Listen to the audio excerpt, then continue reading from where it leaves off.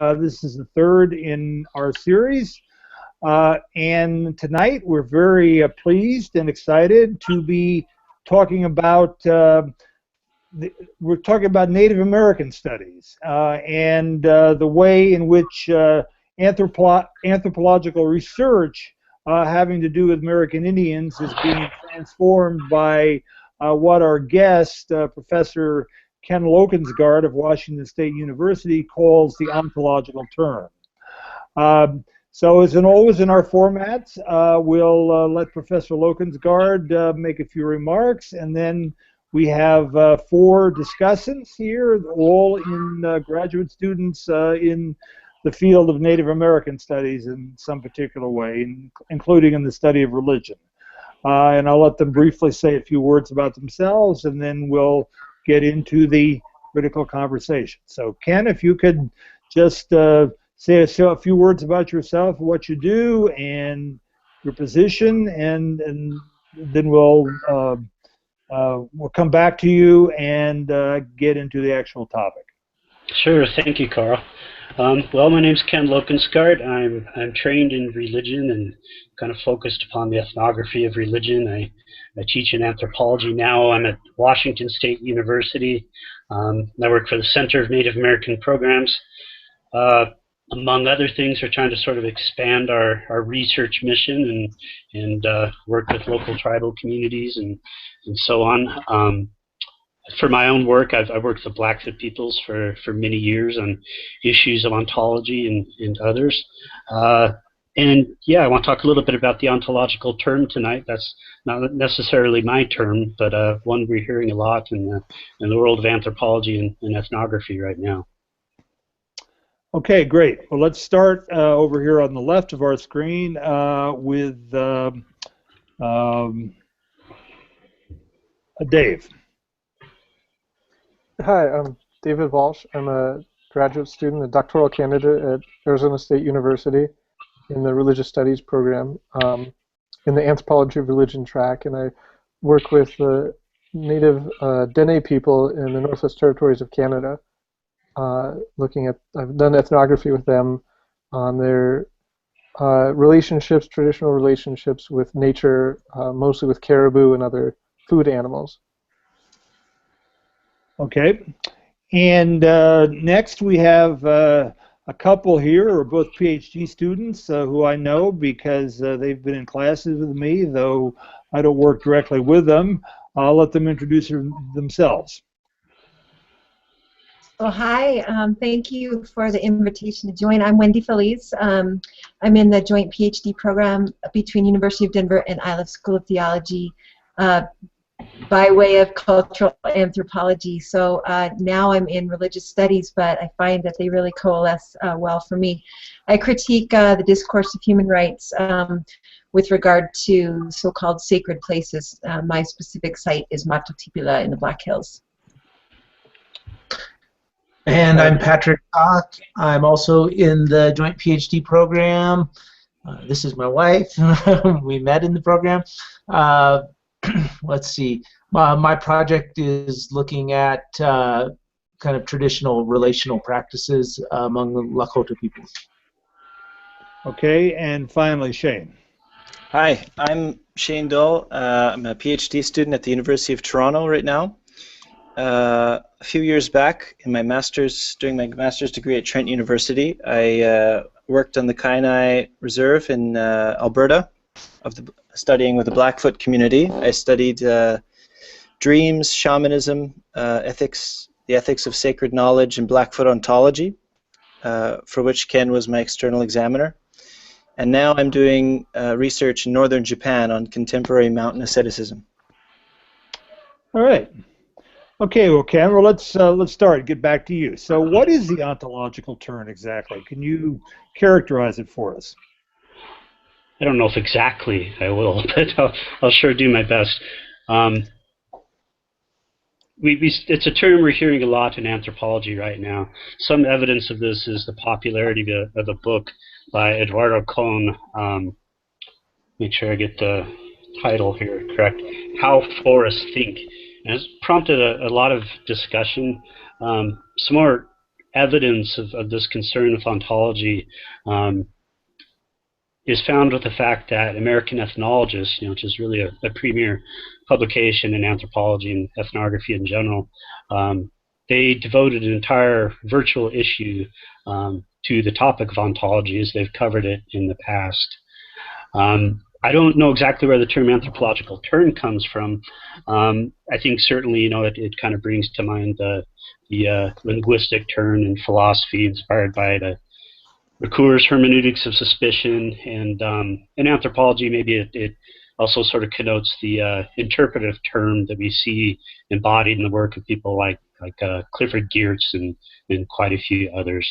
But in general, it represents this concern for ontological matters in the area of anthropology, and I think it's something that is inspired by the fact that more and more scholars are recognizing that indigenous peoples in particular have very different ontologies than do mainstream Americans.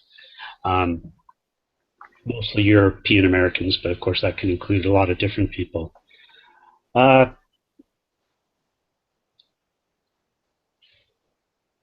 Some might say that this turn has been something that's been delayed for an awfully long time. I'd certainly say that.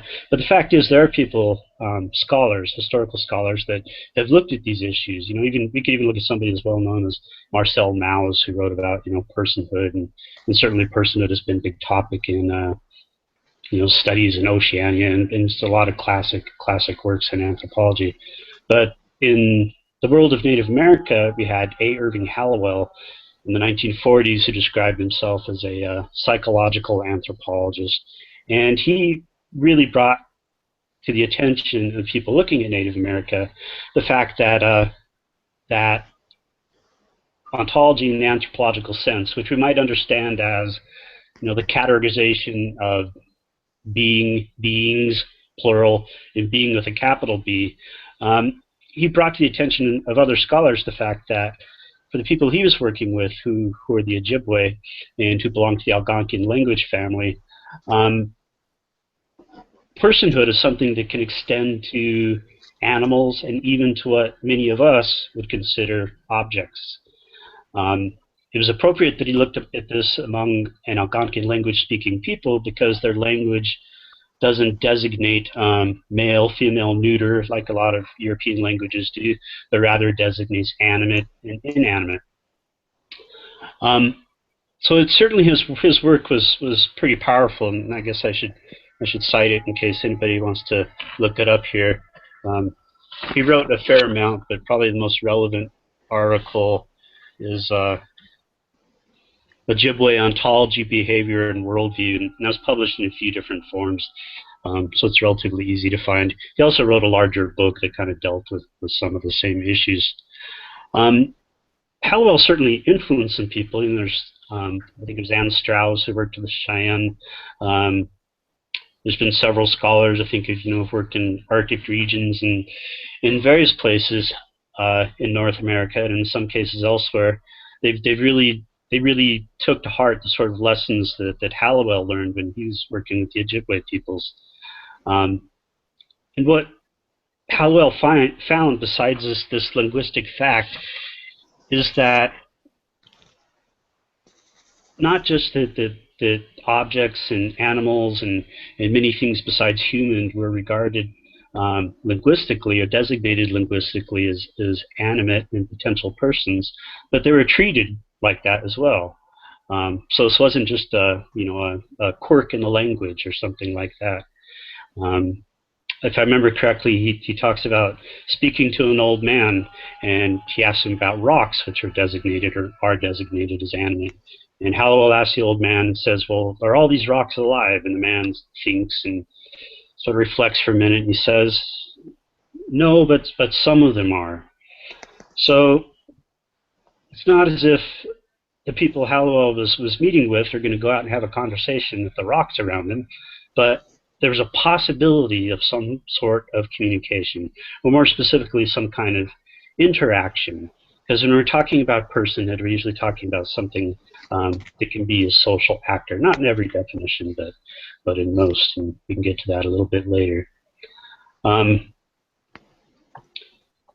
While we see evidence for this broader understanding of personhood in the language of people belonging to the Algonquian language family, I think indigenous peoples throughout the world have made it very clear that their traditional worldviews are very much the same, whether that's reflected, in an obvious way in their language or not. As I mentioned, my own work has been with the Blackfoot peoples, and they happen to be Algonquian language speakers. The language is very different than the Ojibwe that Hallowell worked with, but it belongs to the same family, and it has that same device in the language, or devices that designate things as animate or inanimate, including rocks, which might be thought of as animate in some cases. Because that's the example I'm most familiar with, I'll talk just a little bit more about that, just to sort of drive the point home, and then we can return to the so-called turn. The Blackfoot peoples, if you don't know, they're along the eastern front of the Rocky Mountains. They're actually 4 distinct nations. There's 3 in Alberta and 1 in Montana. It's a pretty large confederated group. There are many people, who remain devoted to practicing their religion as passed down to them, and to adapting it to the present, and so on. They know themselves as collectively as the Nitsitapiks, which means real people, or real persons, maybe we could say. And they will tell you, in any sort of even classic anthropological book you look at from, say, 100 years ago, will also point this out, that there are 3 different categories of persons in the Blackfoot world. There are above persons. Above persons are celestial beings like sun, moon, stars, so on, high-flying birds. There's also earth persons. These are low-flying birds, as well as, obviously, most 2-legged and 4-legged animals. And then there's underwater people, which of course are fish, some riparian animals, and some beings that mainstream Americans probably wouldn't even recognize, such as there's a one-horned serpent and some other creatures like that. So if you look at the terms for these different categories, which are Salkomi Tapiks, that's earth people, and Soya Tapiks and Spoma Tapiks, in those words is the word person, which is matapi. Just the word person alone is matapi, free of a category. And a matapi, as I already indicated, is a being with volition. In other words, it's a being that is capable of entering into relationships with others and ending relationships with others, for that matter, and of reciprocating action that they receive from others, etc. And it's also a living physical being. There are probably other nuances that a lot of people would add to that as well. That's kind of the basics. So the point is, for them, is that personhood is not just biological or not just physical. There's also this behavioral element to it. It's a being with volition, but beyond that, it's a being that respects its ability to interact with other beings and tries to do so as positively as possible. I think in a lot of religious traditions, the Blackfeet are one of them, the Ojibwe are another example, but you can kind of ask them what their goals of life are, and they can tell you something like, leading a successful life. And it's a very distinct concept in the Blackfoot world. There's an invocation for success that ends every single prayer. And success for them is determined by your ability to relate positively with others. Relating positively with others allows you to receive help from them. It shows that you're worthy of receiving help from them. If you show those other beings respect, if you make the effort to interact with them and enter into relationships with them, and so on. There's another concept of transfer, or you could say gift exchange. We thought of a lot of different ways, but it's also kind of at the heart of understanding success and personhood. Transfer or exchange is at the root of every single ceremony. It explains why offerings may be made to other people in the form of gifts, why offerings may be made to other beings in the form of incense or particular things that are left off on the prairie and so on. Those are forms of gifts to other beings, and you give those gifts so that these other beings will help you lead a successful life. I think we all know in our own lives that if it's just us against the world, we're not seeking help from others, we're not going to be very successful. Certainly we know that in the academic world, which isn't to say there isn't some selfishness among academics as well, but that's another issue. So anyway, to sum up, there are all these other beings, and I should say these beings receive their beingness, their vitality from the source of life, or the one through whom we live. It's Ptah. It's Ptah can be compared to sun, and his power can be compared to the rays that sun emits through the world, and sort of understood that the sun energy, or an energy very much like the rays of the sun, is what gives the world life, all the constituents of the world life. And when they're given that gift of life, they're also given the potential for personhood. They're given the ability to interact with others. And if they do so positively, if they do so in a way that respects others, then they become people. They achieve personhood. Of course, you have to maintain that personhood. You can, if you turn into a jerk, if you become a selfish individual, not only are you going to be unsuccessful in life, but you can lose your personhood as well. So again, it's very much, there's a behavioral element to it. I shouldn't say it's behaviorally based, but there's certainly a behavioral element. So Blackfeet know themselves as the Niitsitapiks, or real people. And of course, the idea is that if they follow their traditions, then they will learn how to relate positively to others and engage others reciprocally and respectfully and all these sorts of things, and lead successful lives. Now, to go through all that, just to give an example of an indigenous people whose beliefs and practices are inspiring discussion about this ontological turn, and inspiring contemporary discussions. As I said, Hallowell was certainly influential a few decades ago, but I guess he wasn't influential enough for somebody to start throwing around the term anthropological turn that we hear now. So now there is this larger discussion of indigenous ontologies and how they differ perhaps from ours. And if we're thinking of our ontology, mainstream American, European ontology, of course we reserve personhood to human beings, right? Yep.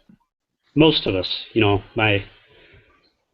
hear people say, oh, my dog thinks it's a person or something. I think my daughter said that a while ago, and I correct her and say, no, you mean human. He is a person. He's interacting with us socially. But I think that idea of interacting socially is generally well understood to be a part of personhood in mainstream Europe and America, but still it's reserved largely for humans, for most people.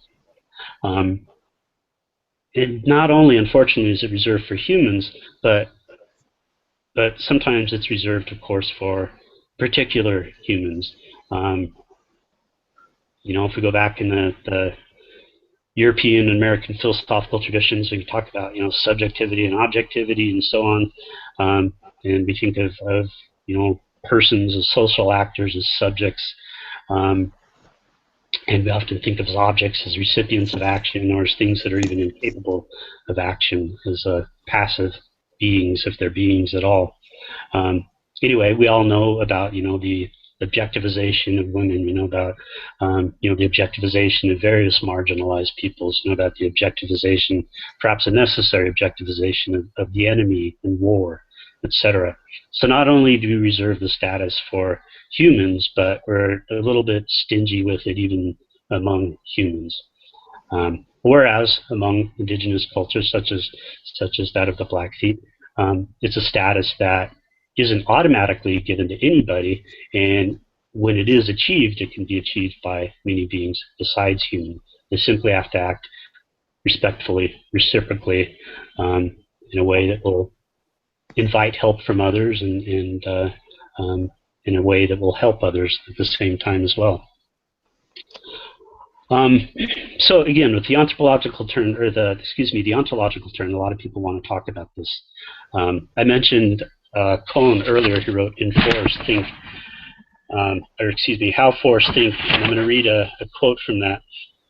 He says, "In How Forests Think, I seek to contribute to these post-human critiques of the ways in which we have treated humans as exceptional and thus as fundamentally separate from the rest of the world, by developing a more robust analytic for understanding human relations to non-human beings.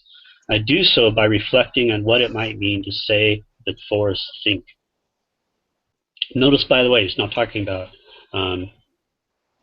forests dancing or giving gifts or talking. We're just talking about thinking, which isn't always a social activity, right? Perhaps everything is on some level, but not a very social activity.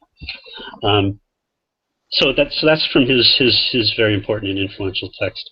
I also have a quote from Lucas Basir and David Bond. They're the ones who edited the American Ethnologist special issue on ontology, and they wrote an article in that issue as well, a critical one. They write, "Ontological anthropology," the title of the article is "Ontological Anthropology and the Deferral of Critique." They write, "Ontological anthropology, in its eagerness to avoid the overdetermined dualism of nature-culture, may reify the most modern binary of all, the radical incommensurability of modern and non-modern worlds."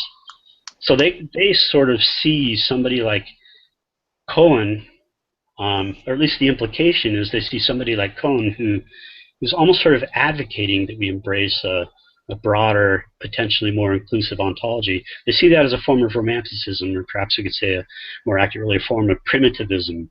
And they're concerned about that. They're concerned about the romanticization, to use their words, of the non-modern world and their reification of that category. And of course, they're concerned, not explicit about this, but they, and I think other critiques, are concerned about the fact that really embracing a broader ontology is not perhaps as easy as some of us might like to think. And for that matter, many critics may be concerned about the fact that Cohen is perhaps overstepping, scholarly bounds by sort of advocating for a broader ontology. That's sort of a complex question that comes up in participant activism and critical ethnography and all those sorts of things, but it's an important question.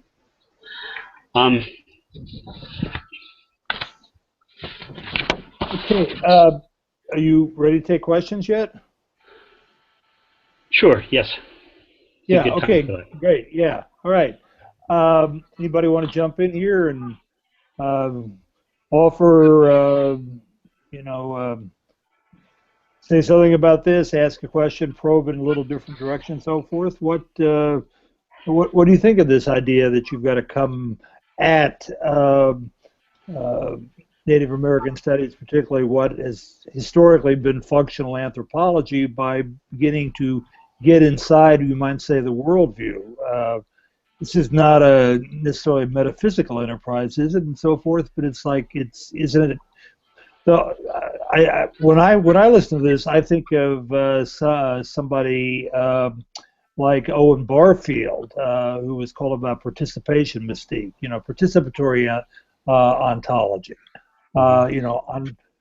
Anthropology, in my scholarly experience, has always been allergic to ontological questions. That's only from philosophy. Anthropology kind of looks at from the outside and tries to understand. But here it's saying that anthropology has to get on the inside and has to kind of experience the world with the same language and forms of discourse, and even with the same kind of relational assumptions, as Ken was saying. So anybody got some thoughts about that, reactions? Well, if I can chime in. Yeah. Yeah, thanks, Ken. It's good to see you again. Just wanted to throw that out there. Yeah, so you were talking about a lot of things, which I'm interested in, but I think I'll focus on Cohn's How Forests Think. I haven't read through all of it thoroughly, but I have had a chance to look at it and work through it a little bit. It seems to me that his method for trying to get at this post-human kind of more ontologically oriented anthropology is to use a Western linguist, what's his name, Pierce? Peirce, yeah. So he reworks Peirce's thinking in order to create this more kind of anthropology beyond the human, right? But I find that very in step with kind of the traditional anthropological method, which is to draw on Western philosophers in order to analyze the ethnographic data of a local indigenous group. But what I find interesting about your work, and also about the potential of ontology in Native American studies, is not using, continuing to use these kind of Euro-American theorists in order to push beyond the human, but to actually draw upon indigenous theory, indigenous philosophy, in order to kind of work that post-humanism. So I wonder, how do you think like Blackfoot terms and ideas could be kind of reworked in order to get at this post-humanism in a way that maybe Cohn's model kind of falls short?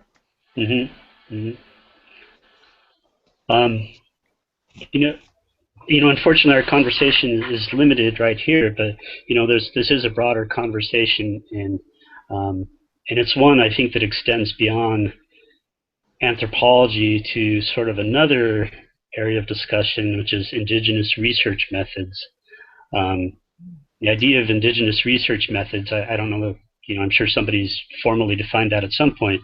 It basically means, drawing from indigenous ontologies and epistemologies in conducting research, right?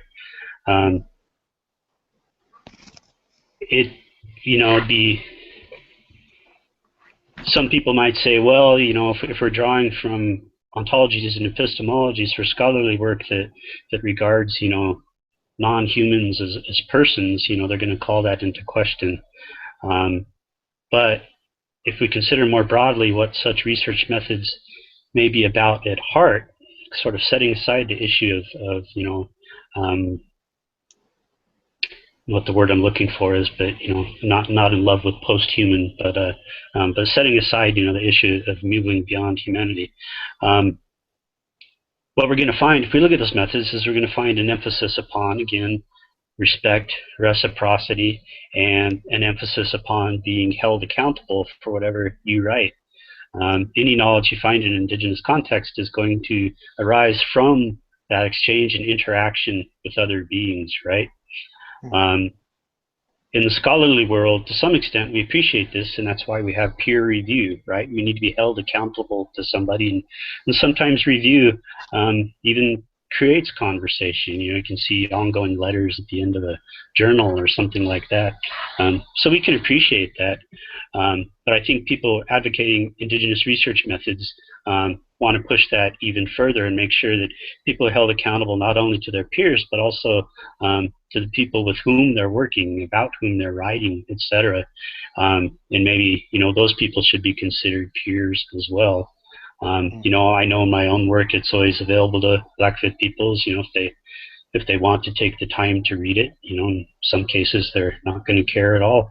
And I think more and more scholars are doing that sort of thing. And of course there's the very important involvement of the increasing number of indigenous peoples in the academy as well.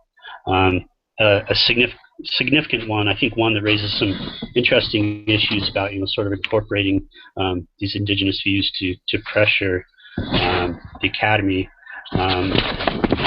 is, let me just find the name here. He wrote a research, what's it called? Research as Ceremony. Has anyone seen that book? Oh, yeah. It's pretty interesting, and sort of the central idea that I think is the most interesting. Just one second here, and I'm going to have a name. Sean Wilson. Wilson, yes, thank you. Yeah. Have you all read it then? Not me, but I'm familiar with it. Yeah. Yeah. Well, here's a quote. Not to get into the details of the book, but Wilson writes, "There's no one definite reality, but rather a different set of relationships that make up an indigenous ontology. Therefore, reality is not an object, but a process of relationships, and an indigenous ontology is actually the equivalent of an indigenous epistemology." Goes on and says, an indigenous methodology must be a process that adheres to relational accountability. Respect, reciprocity, and responsibility are key features of any healthy relationship and must be included in an indigenous methodology. So to go back to what you were saying, Shane, I think that if any of us, especially non-indigenous peoples who don't necessarily embrace these ontologies, if we're going to learn anything from understanding that indigenous ontologies are different, what we can learn is that at the very least we can be in an ongoing relationship, a process of relationship with the peoples about whom we write, the indigenous peoples about whom we write, and we can ask and invite them to continually contribute to and review our work, etc. We can invite people to read our book and to write the next book that may perhaps correct some things or tear our book apart. I personally have no problem with that whatsoever. And of course, there are many other ways this can be done through, embracing, electronic media like this and so on. Raises the question of whether the book is really anymore, the ideal way of even having some of these of recording some of these ideas. I was going to say having discussions, but it is difficult to discuss through a book, right? But maybe that's what we should be seeking, is conversation, discussion. And by the way, Carl, therefore these discussions you're making possible are a good thing, because we can hear each other and be held accountable in real time and so on. Exactly right. Yeah. So does that get to what you're saying? Patrick, I was going to ask you, because you've got, Wendy too, both of you have philosophical backgrounds, but I was wondering kind of what your take, coming from both anthropology and philosophy, is on this kind of new way of looking at things. Does it make sense? I think it's crucial, and I think it's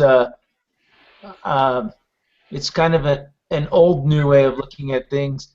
I think my mentor would say probably, or would have said probably, that there's no way for non-Indians to understand any American Indian people without developing some understanding of ontological foundations, epistemological foundations. So I think it's crucial. I'm trying to kind of stake my own sort of claim in my project to say that if we're going to study Lakota traditions, we should also try to embrace traditional Lakota methodologies and epistemologies. Even if we don't necessarily share that worldview, we should try to embrace those methodologies in responsible ways.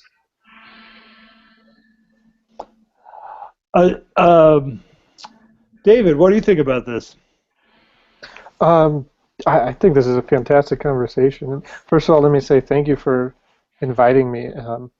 I am enjoying everything I'm hearing. This is great, and I completely agree with this being the way that studies of Native American, whether we're talking about religions or just lifeways, what have you, that we have to include this ontological concerns, both in historical, traditional ways of ontological being, but also within our own research. I think that's a fantastic connection to make. I think one interesting point that hasn't been part of the conversation so far is one of the main things I get from this kind of ontology literature coming out now is a critique of the nature-culture divide. And then to pull in my religious studies bias here, I would make it a trichotomy with the supernatural culture, society, and the natural world, and really, pulling the rug out from Western philosophical traditions that create this strong distinction between the two, that's influenced scholarship of Native American religions, what have you. And for Ken's discussion of personhood earlier, I think we can't come to any sort of an understanding of indigenous notions of personhood without first erasing those lines between nature, culture, and the supernatural. So that's my 2 cents to that. Well, what I'm interested is because when you talk about ontology and the word that comes associated that automatically, Ken, in the way you're talking about this, and I'm not personally familiar with this literature, but it makes a lot of sense to me. And that word is relational, because we tend to think in the West of personhood in the Cartesian sense, that the isolated self, the subjective consciousness, the kind of fortress ego, you might say, which knows the world. And of course, those who are familiar with the history of Western philosophy, we know about what Descartes' reduction was. He basically said he was going to doubt away everything. He was going to use the principle of ancient skepticism, and then he was going to try to find a new solid foundation upon which all epistemology and all kind of epistemological cerns could be negotiated and navigated, which he called clear and distinct and indubitable. And of course, since then there's been a lot of philosophical critique, one of the major philosophical critiques from Husserl to Heidegger, and even the so-called post-structuralists. Well, what does this indubitability mean? You can't talk about a certitude that is constituted by simply my self-referential knowledge of myself and so forth. But that whole notion of the kind of what a philosopher like Husserl called transcendental subjectivity has been a kind of operative norm in Western philosophy. Now, of course, you have alternative traditions of philosophy like Hegel, who basically, and there's a lot been said about that, Hegel, he was talking about the dialectic and negation, he was really talking about relationality. I'm not an anthropologist, I'm not a Native American studies expert, but I remember in listening to all this, my first sweat lodge that I did a long time ago. This wasn't probably an authentic Native American experience, even though there were actual real Native Americans in it. It wasn't white people who were pretending to be Indians. But it was, I remember the phrase that comes over and over again is all my relations. So I got the sense that, you're talking about, flowers and trees and birds and the animals of the forest and so forth, and even you say immaterial objects. I mean, I remember going on a hike in the Rockies years ago with a Native American, and he said, can you hear the stones speak?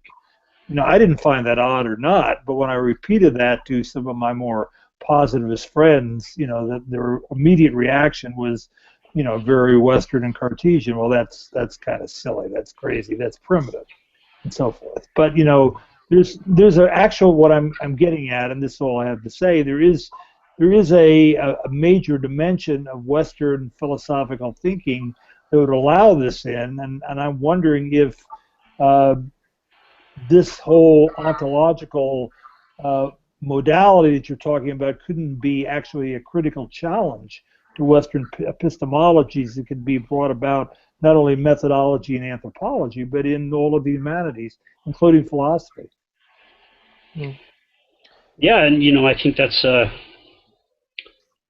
why we have this ontological turn, on the footsteps of linguistic turn and interpretive turn and all these sorts of things. Not that people again haven't considered ontology earlier, but but there's a lot in all those comments. First of all, to think about, Descartes and so on. I return to Cohen's question about imagining how forests think. And it kind of betrays the fact that his ontology is pretty deeply rooted. He's almost thinking of those trees, or at least a forest, on very, on individualistic terms. What's important is, their interior thought, not so much the relation. That's overlooking a lot of things he writes in the book. I'm making a lot of that one word, but does show some bias there. And I think that the bias towards the nature-culture dichotomy is a really huge one as well.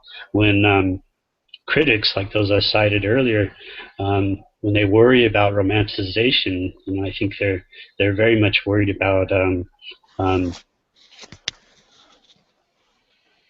to put this. I think implicit in what they're saying is sort of a worry about reifying not only pre-modern and modern silly binaries like that, but also nature and culture, and specifically kind of reifying nature is a romantic living thing, when we all know, of course, that nature can kill you. Just like people being a person, or having the potential to be a person, means that you can reciprocate negatively just as well as you can positively. Exactly, right. Yeah. I mean, it was your personhood in doing so, but you can do it. And I think, and it was also pointed out by Wendy and Patrich, is that it? A terrible memory. But he talked about the fact we can't necessarily embrace other people's worldviews, but we should be aware of them. So I think all of this together raises the question, and it goes back to what Carl concluded with. Does this pressure the epistemology and the ontology, to the extent we can separate them, that dominates all of our thinking? Cohen kind of suggests that we should pressure ourselves and maybe think about things literally in a slightly different way. And of course people are doing that. I think it was just a matter of weeks ago, there was the, gosh, I can't remember the name, but a group, proponents of animal rights who were trying to establish legal personhood for a chimpanzee in New York, and to give it legal rights in order to protect it from experimentation, or other chimpanzees from experimentation. I think in 2012, New Zealand declared that a river was a legal person, and if you look at that actual what that actually entails in the legal sense in New Zealand, that means that the river has certain rights. And there are other examples of that, for instance, in Ecuador, and I think there was another place very recently where I think a river received personhood, legal personhood. And then, kind of very different examples, the fact that there are many people who are opposed to abortion, who want to, establish unborn children or fetuses as persons, right? And, there's, I guess you could still say there's some perhaps possibility of social interaction there, between the mother and child, or unborn child. But, clearly that's kind of moving in a different direction, but it's still moving in a direction to really push what we think of as persons. And yet, one of the people who's saying this is asking us to think about trees thinking. In all these examples, they're emphasizing rights, not responsibilities. So if we are going to use this to pressure our thinking about other beings, I'm wondering if can we really do this? I mean, if we can't recognize the personhood of our fellow humans, can we really recognize the personhood of chimpanzees and rivers and trees and so on? Can we do that in a serious sort of way that moves beyond the idea of saying, well, let's consider the fact that they might have some rights, to really asking ourselves, what are our responsibilities and how does it affect the way that we act toward others? How does it affect what we do? Well, I'd like to turn to Wendy here if we could, because that's what you're doing on your dissertation, the whole question of rights. I wonder if you have some thoughts about this, what Ken is saying and the way this discussion is going. Yeah, I love it. I love this discussion. And, you know, I think some of the things that Patrick was talking about are right, going right to his project, but what you were just talking about, Ken, is mine, really, and how we focus on rights and not responsibilities and not that reciprocity. So my question for all of us really is, you know, outside of the academy, you started to allude to it. How is this really possible? Because, you know, we've moved past that sort of advocacy anthropology more into, you know, alliance, really. And this does have implications if we really do make this turn. And those are on the ground, having to do with land.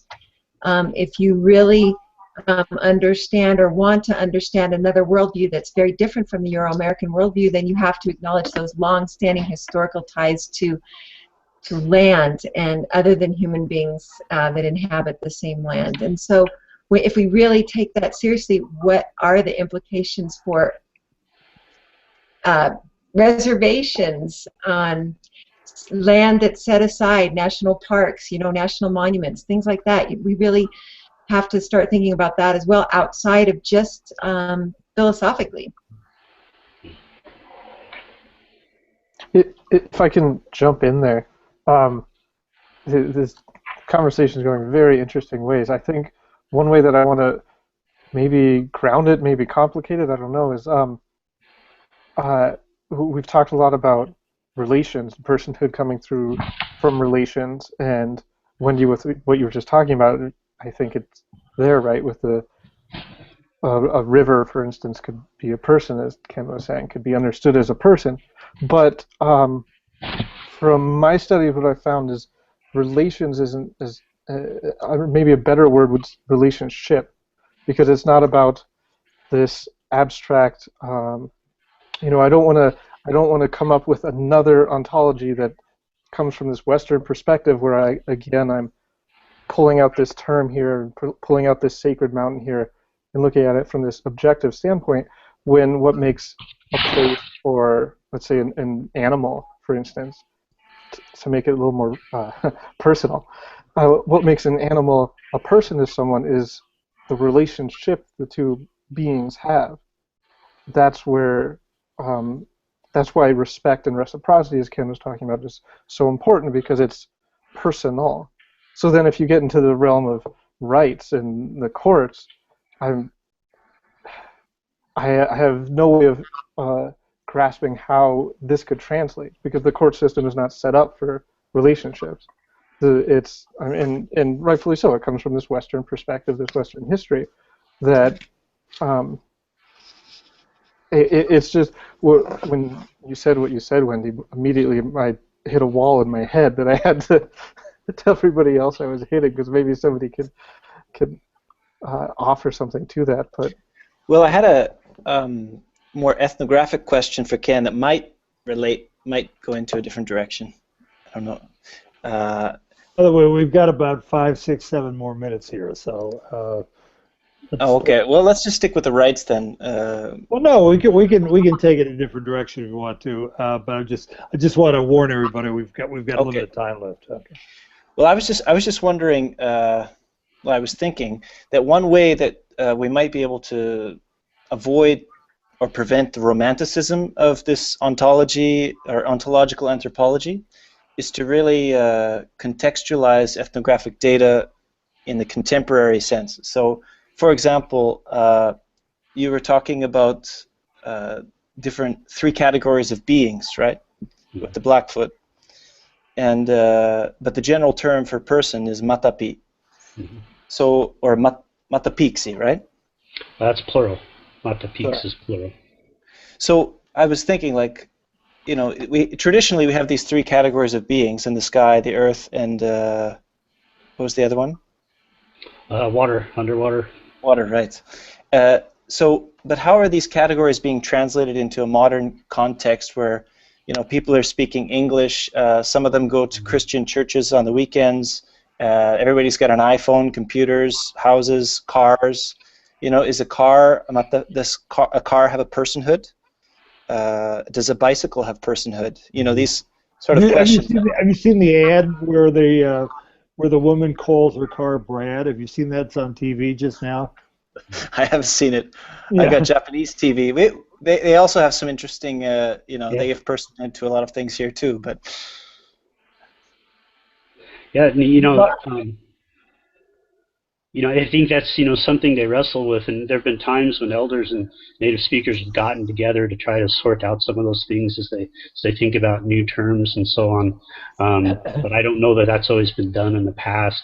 I think a car is designated as animate, but I don't know how much thought was put into, dealing with that term. You mentioned Japan. Of course, this isn't just about, indigenous peoples, but, in Japan, there are some different ontologies at work, or there were different ontologies at work. In other places in the world, of course, even in Europe, these can manifest in different ways. But in terms of rights and responsibilities and legal issues, I'm wondering, are there any precedents for sort of dealing with this in other societies, such as Japan? dealing with the rights of non-humans, is that what you mean? Mm-hmm. Well, I mean, the whole animal rights movement is, in some ways, a outgrowth of that, shift in thinking. I mean, we've all looked at our pets as, personal in some particular regard, and we have relationships. There's a joke about, even the nature relationship. Dogs have masters, cats have staff. That very much they're like family relationships. And of course, it was Descartes who said that animals are just automatons, they're just machines.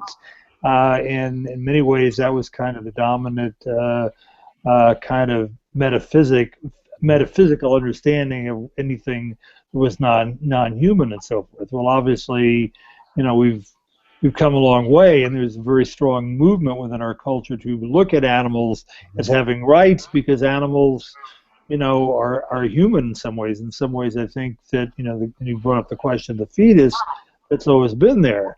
At the same time, we have the effort to kind of rethink the nature of personhood, and the Occupy movement brought to public attention, the legal definition of the corporation as having personhood, which was established by the Supreme Court in America in the late 19th century and so forth, and wanted to challenge that because it gave them, extraordinary economic and social power because of that claim to personhood and so forth. So I think there's a lot up for grabs right now, and the question is, what do we really mean by that? But even more importantly, what are the kind of legal ramifications if you start going this particular direction? I don't think we know. Yeah. And these issues are so, deeply rooted that these are really, really huge questions. There are no huger questions than those about being and beings, and being with a capital B, right? Could I just add, in Japan, very recently, just after the New Year, we had a ceremony here where the spirits from the mountains come down into people's houses and scare the children so that they behave well and they're not lazy and they respect the mountains and everything. And these kind of masks are popularly worn. So the mountain does have a kind of personhood in some sense, but I don't know how it translates into the legal realm. Yeah. Well, we're about out of time here now, and Ken, do you have any kind of final concluding observations, or maybe you want to touch on a point that we haven't touched on yet? Well, I certainly want to reemphasize, as Hallowell's been, said decades ago, and as I think as other scholars and anthropologists and philosophers kind of hinted at. It's an obvious thing, but scholars haven't always taken the issue of ontology seriously, and certainly they need to.